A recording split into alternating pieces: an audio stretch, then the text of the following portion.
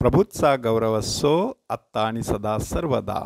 आत्ता आणि सदा सर्वदा प्रभूचा गौरव असो. माणसाने प्रार्थना कशासाठी केली पाहिजे? पुष्कळ वेळेला माणसाला वाटत असतं की ह्या जगामध्ये केवढ्या अडचणी आहेत, केवढी संकटं आहेत. ह्या सगळ्या दगदगीपासून, कटकटीपासून मला कोण मुक्त करील? मग माणूस प्रार्थनेच्या मागे लागतो.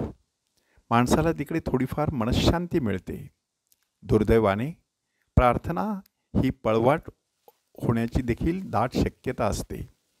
अशा वेळेला आज संत पॉल रोमकरास पाठवलेल्या पत्रामध्ये आपल्याला सांगत आहे की आत्मा आपल्या अशक्तपणात आपल्याला हातभार लावतो.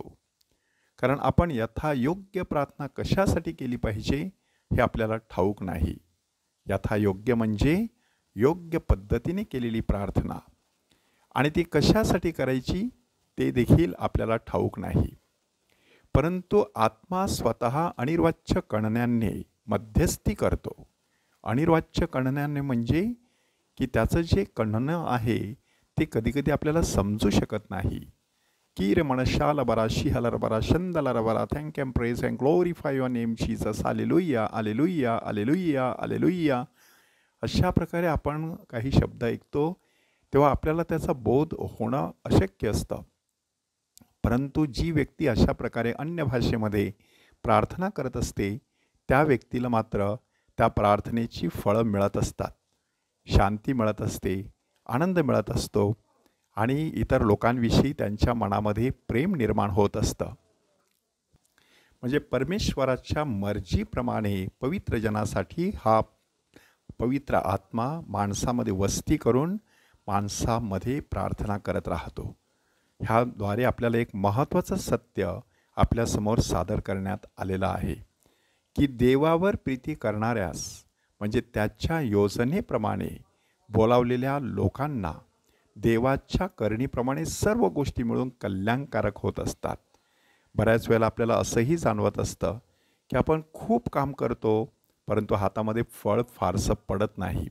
आपण खूप काबाड कष्ट करत असतो परंतु त्याचं समाधान आपल्याला मिळत नसतं.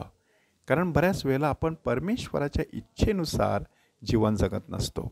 परमेश्वराच्या इच्छेनुसार कार्य करत नसतो. परमेश्वराच्या इच्छेप्रमाणे जीवन जगायचं म्हणजे सर्वप्रथम आपल्याला कशासाठी पाचारण करण्यात आलेलं आहे त्याची जाणीव करून घ्यायची. ज्यांना त्याने पाचारण केले त्यांना त्याने नीतिमानही ठरवले. नीतिमान ठरवलं कसं? त्या पाचारणाला साजेसं असं जीवन ह्या व्यक्ती जगलेल्या आहेत.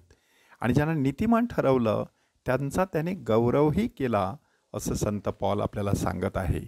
हा गौरव जगाच्या दृष्टिकोनातून नाही तर परमेश्वराच्या दृष्टिकोनातून. त्याविषयीची अधिक माहिती आपल्याला शुभवर्तमानामध्ये ऐकायला मिळते की शुभवर्तमानामध्ये प्रभू येशू ख्रिस्ताच्या मागे खूप मोठा लोकसमुदाय जात होता असं दिसलं. परंतु दुसरीकडे काही लोक त्याला सोडून देखील जात असताना कोणाच्या तरी लक्षात आलं. म्हणून त्याने प्रभू येशू ख्रिस्ताला प्रश्न विचारला की प्रभूजी, तारणप्राप्ती होत असलेले लोक थोडे आहेत की काय?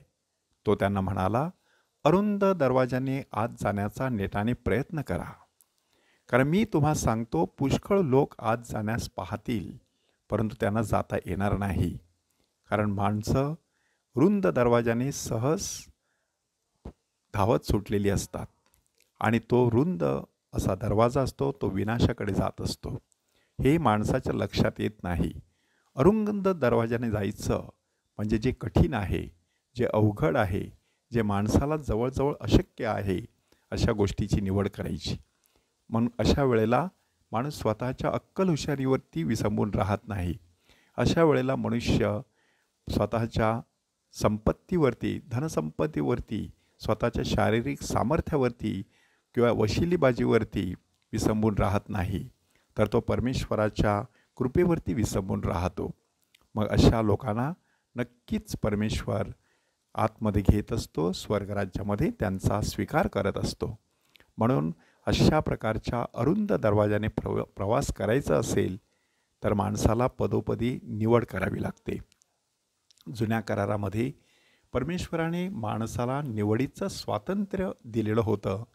ह्याचा उल्लेख करण्यात आलेला आहे की माणसापुढे जीवन आणि मरण, शाप आणि आशीर्वाद हे ठेवलेले आहेत. जे त्याला हवे तेच त्याला दिले जाईल, असे अनुवादाच्या पुस्तकात म्हटलेलं आहे. प्रभू येशू ख्रिस्त मात्र आपल्यासमोर रुंद आणि अरुंद अशा प्रकारचे 2 मार्ग ठेवतो. ज्या मार्गाची आपण निवड करू त्यानुसारच आपल्याला प्रतिफळ मिळणार आहे. की रुंद दरवाजा नाशाकडे घेऊन जातो, अरुंद दरवाजा सार्वकालिक जीवनाकडे घेऊन जात असतो. आपल्या जीवनामध्ये आपण नक्की कोणत्या दरवाजाने जाणार आहोत त्याची योग्य निवड करण्यासाठी आपल्याला पवित्र आत्म्याची कृपा मिळावी म्हणून त्याच्याकडे प्रार्थना करूया. प्रभूचा गौरव असो आत्ता आणि सदा सर्वदा. आत्ता आणि सदा सर्वदा प्रभूचा गौरव असो.